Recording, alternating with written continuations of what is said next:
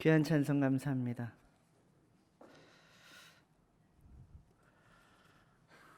언젠가 때가 올 거라고 생각은 했는데 이렇게 올 거라고는 생각을 못했습니다. 항상 하나님의 때는 사람이 예측하지 못하는 그런 때구나라는 생각을 해봅니다. 13년 시간을 많이 사랑해 주시고 또 많이 기도해 주셔서 참 부족한 사람이 이제 신촌교회로 나갑니다. 많은 사랑받고 또 할 수 있는 고백은 그저 은혜일 따름입니다라는 그 고백뿐입니다.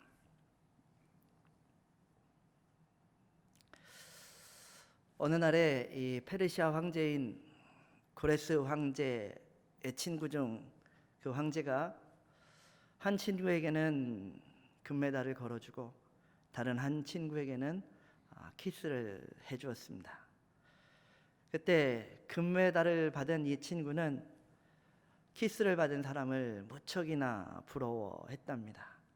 왜냐하면 그 이유는 왕의 충애를 받는 사람에게 키스를 해주는 것이 당시의 관례였다고 그럽니다.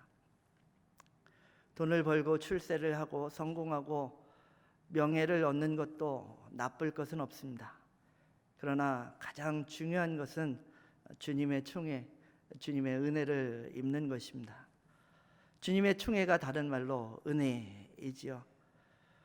우리는 주님이 주시는 그 은혜 하나만으로 일평생 감격하고 또한 감사하며 살아갈 수 있는 그러한 사람들입니다.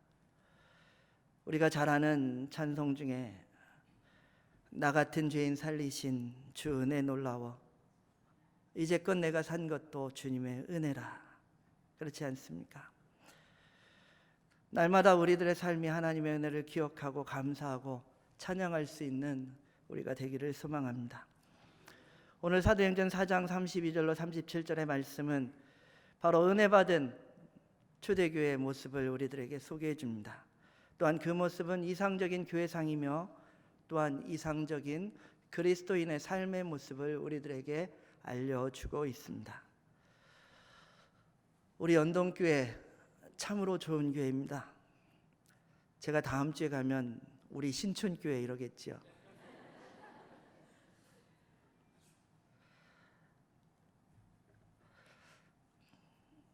(13년의) 시간을 지나가면서 연동교회 참으로 좋은 교회다, 많은 생각을 했습니다.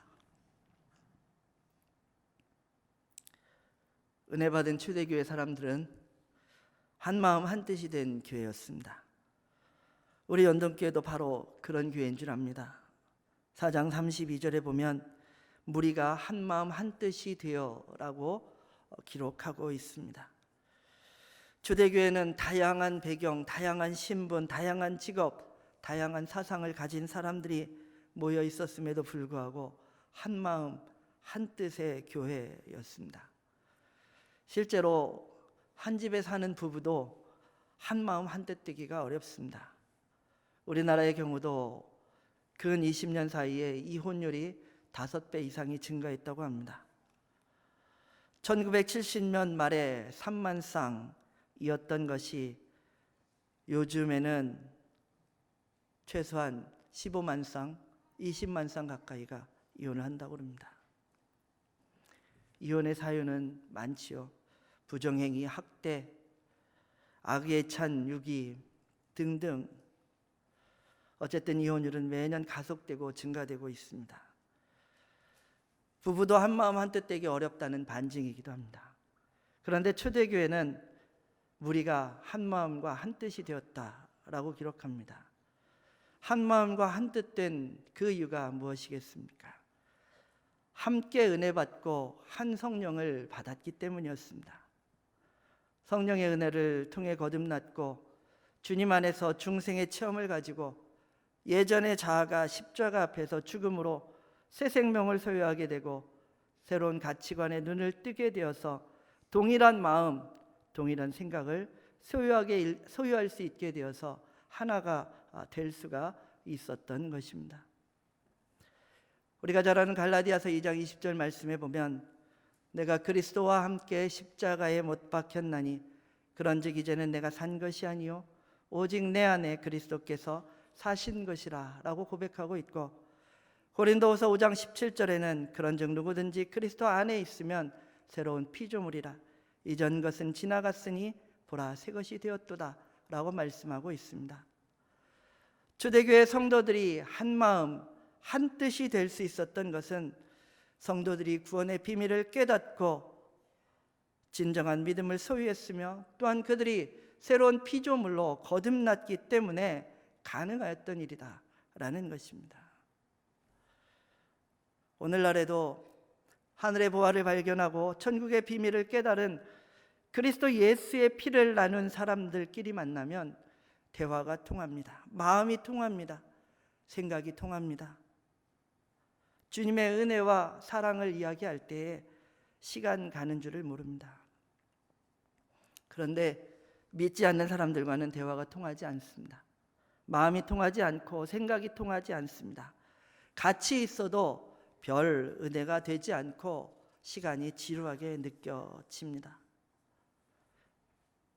우리가 잘 아는 찬송가에 사랑하는 주님 예수 같은 주로 섬기나니 한 피바다 한 몸 이룬 형제여 친구들이여 라고 말합니다.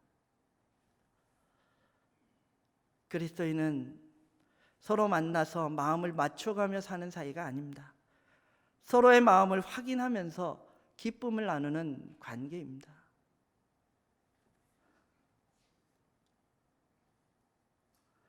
믿는 사람들은 예수 그리스도의 피로 말미암아 한 형제요 한 자매인 사람들입니다. 제가 그래서 언젠가도 말씀드렸죠. 믿는 사람들은 혈액형이 다 똑같습니다. 무슨 혈액형인지 아시죠? 예, J형입니다.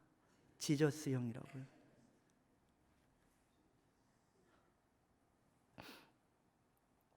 믿음 안에서 한 마음 한 뜻이 될 수가 있습니다. 제가 연동교에 있으면서 참으로 연동교회 좋은 교회다라고 느꼈던 한 가지가 있습니다. 무슨 일이 생기고 나쁜 소문이 돌기 시작합니다. 걱정이 됩니다. 야, 일파만파 번져나가면 어떻게 될까? 근데 참 놀라운 것은 잠시 있으면 그냥 수그러듭니다. 나쁜 소문이 그리 멀리 퍼져나가지 않는다는 겁니다. 많은 성도님들이 나쁜 소리가 들리면 자제해주고 덮어주고 그러면서 그것이 얼마 지나면 그냥 그렇게 지나가는 것들을 참 많이 봅니다. 연동교회는 참 좋은 교회입니다.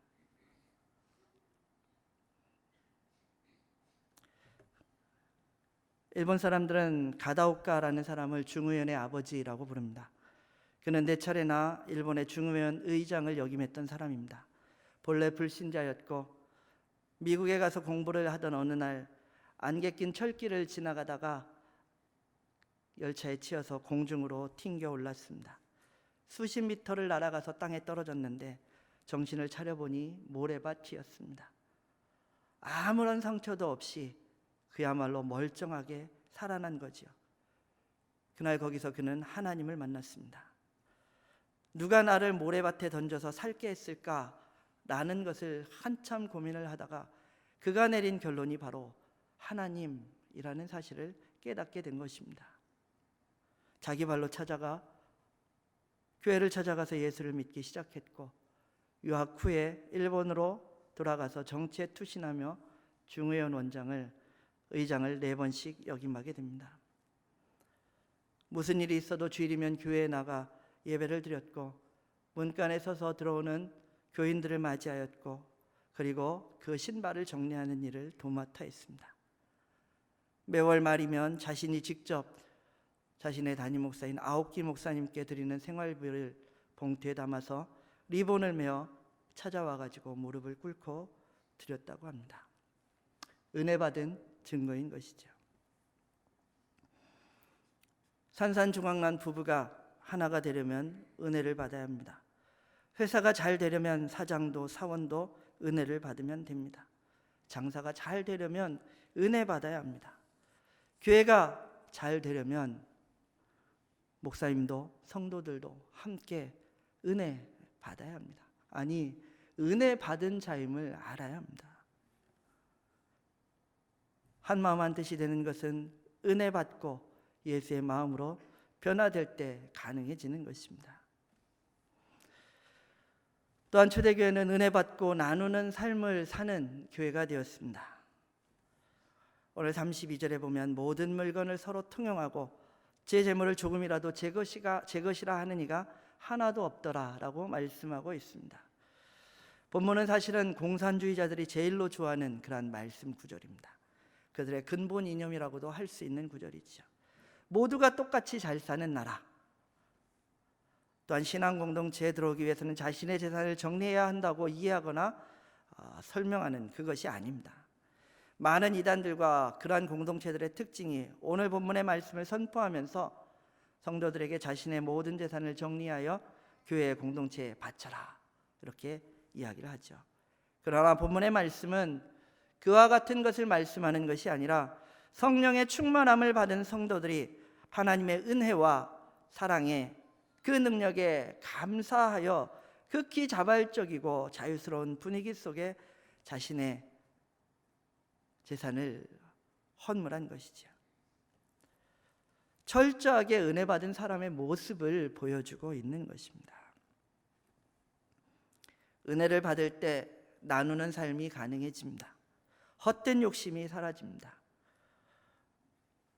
소유는 그냥 이루어지는 것이 없습니다. 내가 무엇을 얻고 싶다면 당연히 그것을 얻기 위해 땀을 흘려야 되고 노력을 하여야 합니다. 참으로 전쟁과도 같은 전투적인 과정을 걸쳐서 내가 소유하고 싶은 것을 비로소 가질 수가 있습니다.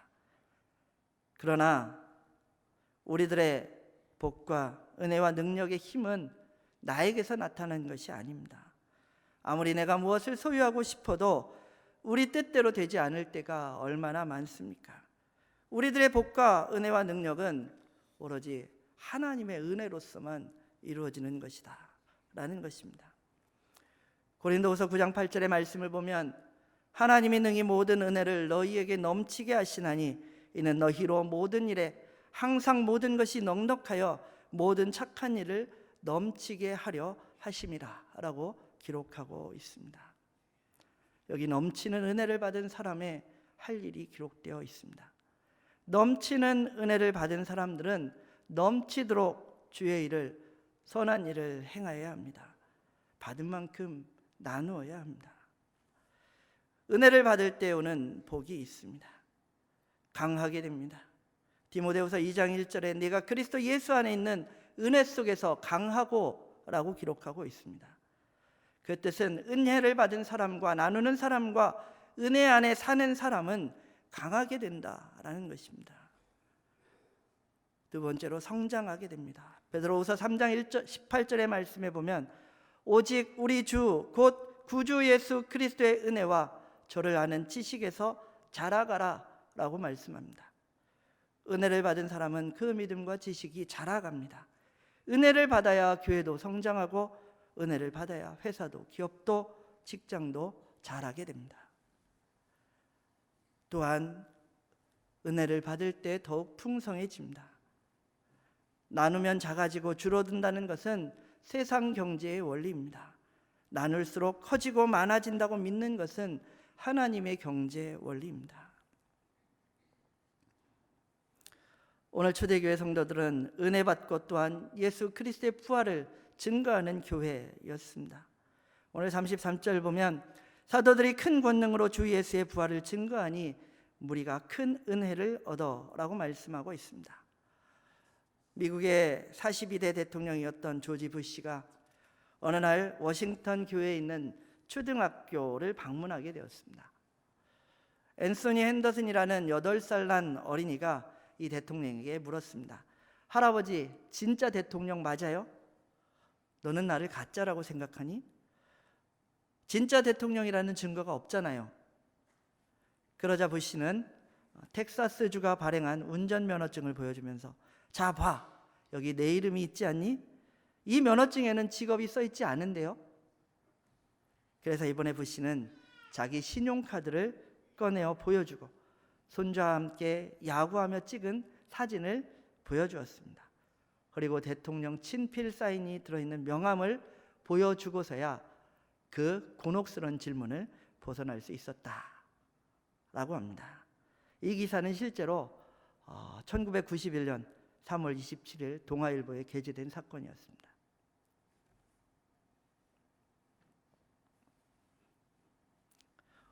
어느 날 어느 모임에서 곁에 있던 사람이 우리들에게 당신이 정말 기독교인입니까?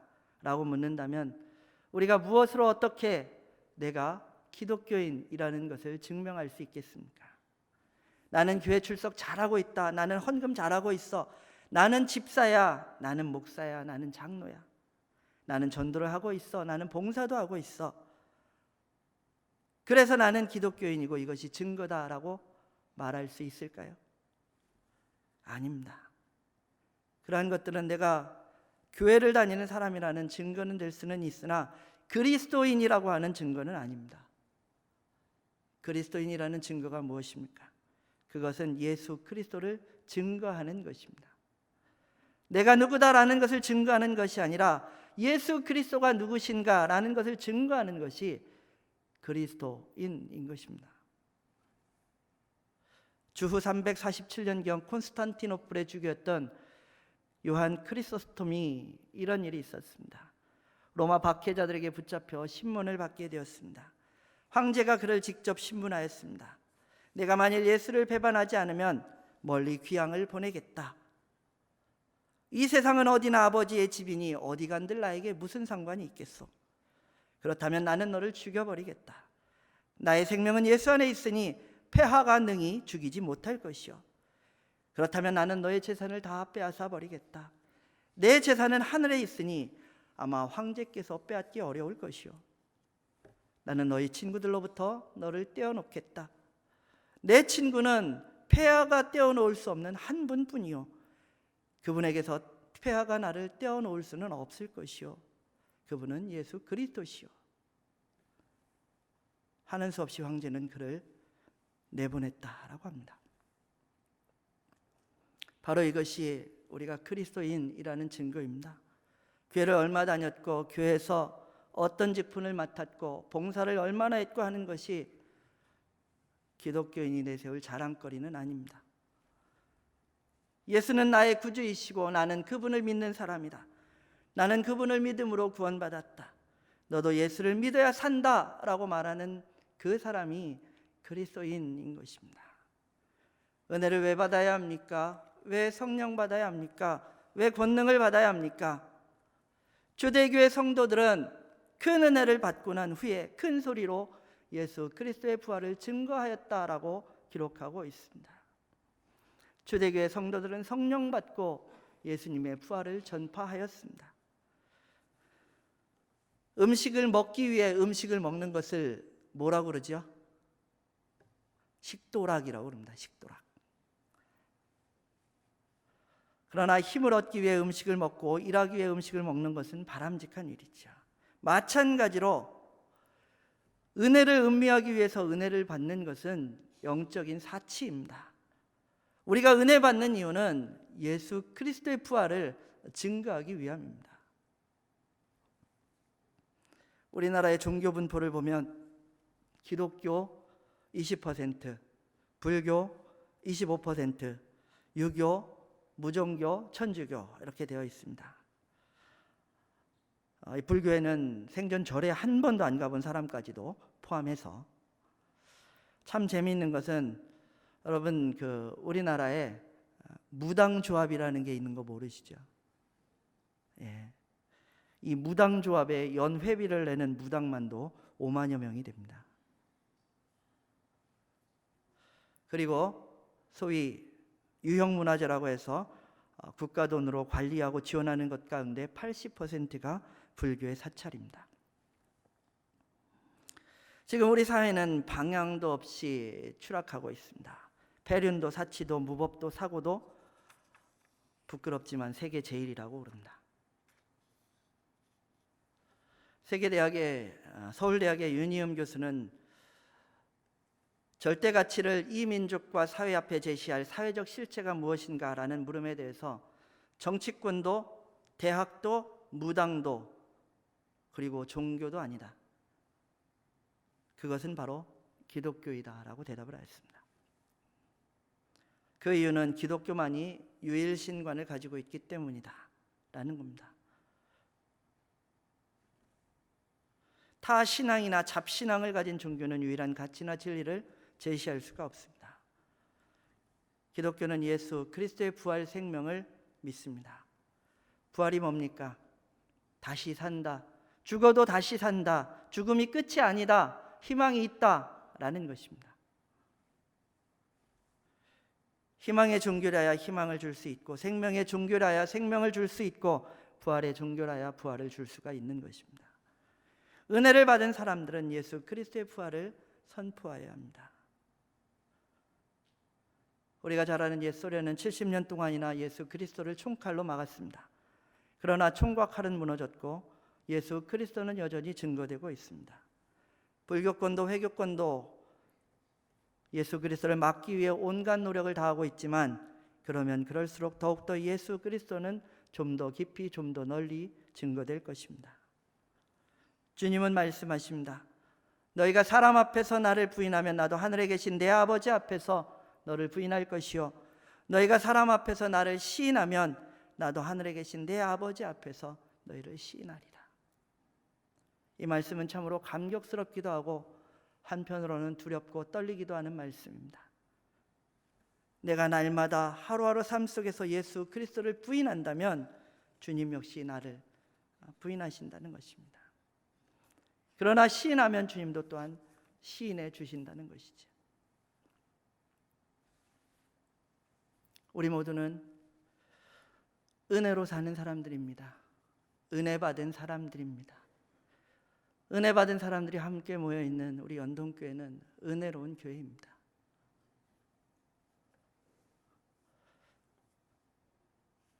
제가 오늘 이 자리에 서서 설교를 한다고 하니까 저기 앉아있는 저 딸들이 아빠 가서 헛소리 하지 말고 할 말만 하라고 원고를 보자고 하는데 안 보여줬습니다. 검열하고 잘릴까 봐.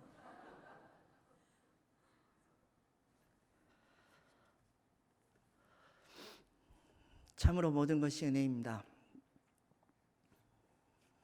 지나온 모든 과정 속에서 13년이라는 시간을 꽉 채우고 이제 새로운 교회로 갑니다. 제가 2006년 9월 둘째 주에 이 앞에서 인사를 드렸고 2019년 9월 첫째 주에 이제 인사를 드리고 떠납니다. 꽉 채운 13년이지요. 언젠가 한번 교회 요람을 떨쳐보다가 깜짝 놀랐습니다. 교회 요람에 보면 앞서 오신 모든 부목사님들의 부임일자와 사임일자가 기록되어 있습니다. 근데 제가 보니까 저만큼 오래 있던 사람이 없더라고요. 제가 그래서 그때 비로소 큰일 났구나, 나가야 되는데 라는 생각을 하게 됐습니다.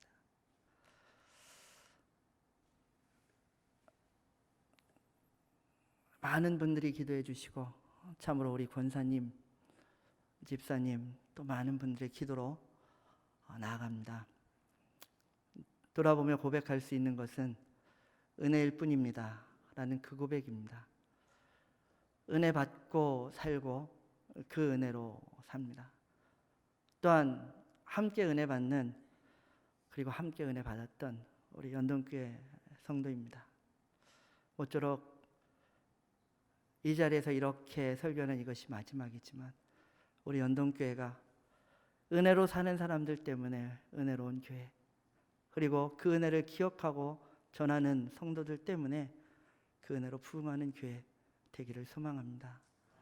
더불어 저 역시도 은혜 받은 그러한 목사로 하나님께서 허락하신 사역들을 잘 감당하고 또 하나님을 영화롭게 하는 그 사역을 할 수 있도록 노력하겠고 또 여러분들 많이 기도해 주시기를 원합니다.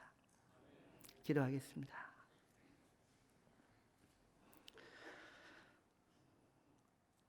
아버지 하나님, 어찌할 수 없는 하나님의 은혜를 받고 구원받아 사는 사람들입니다. 은혜 아니면 살 수 없는 사람들이 이 교회에 함께 모여 그 은혜를 나누며 그 은혜를 전하며 증거하기를 소망합니다. 돌이켜보면 다 은혜일 따름입니다.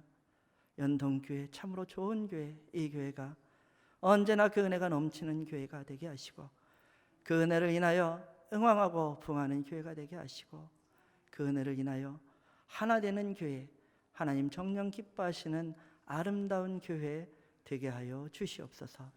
예수님의 이름으로 기도합니다. 아멘.